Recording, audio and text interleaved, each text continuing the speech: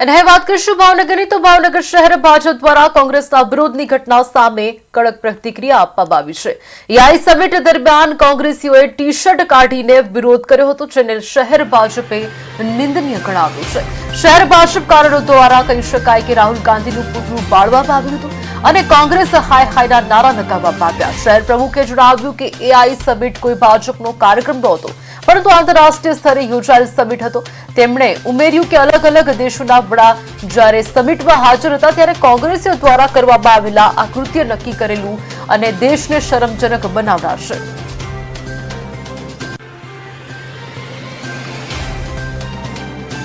આજે દિલ્હીની અંદર જ્યારે એઆઈ સમિટ આખા વિશ્વમાં અહીંયા આગળ જ્યારે દિલ્હીની અંદર 3 દિવસનો જે કાર્યક્રમ હતો, આ કોંગ્રેસની જે માનસિકતા છે,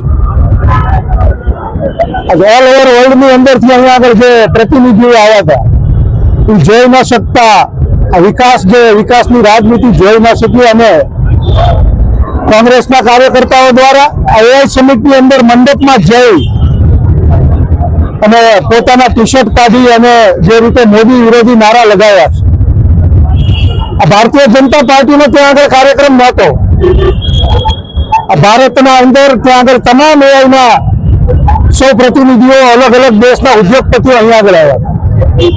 આ ભારતીય જનતા પાર્ટીનો કાર્યક્રમ હોય ત્યાં આગળ કઈ પણ કાર્યકારી યોજાય ત્યાં આગળ આ કર્યું હોત તો પણ એ કૃત્ય હતું, પણ જ્યારે દેશના અહીંયા આગળ તમામ વડાઓ જ્યારે આવતા હોય ત્યારે આ કૃત્ય કર્યું અને ભારતને જે લાંછન લગાડવાનું કામ કોંગ્રેસના તમામ કાર્યકર્તાઓએ કર્યું છે।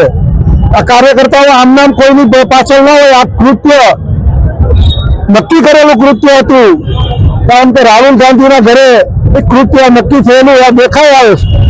એની અંદર પ્રિયંકા ગાંધી અને સોનિયાજી પણ સામેલ હોય એવું આની અંદર દેખાય છે। ત્યારે આજે ભારતીય જનતા પાર્ટી યુવા મોરચા ભાવનગર શહેર દ્વારા રાહુલ ગાંધીના પુતળાનું દહન અને કોંગ્રેસનું પુતળાનું દહન મોગાબેટ ચોક ખાતે કરવામાં આવ્યું છે।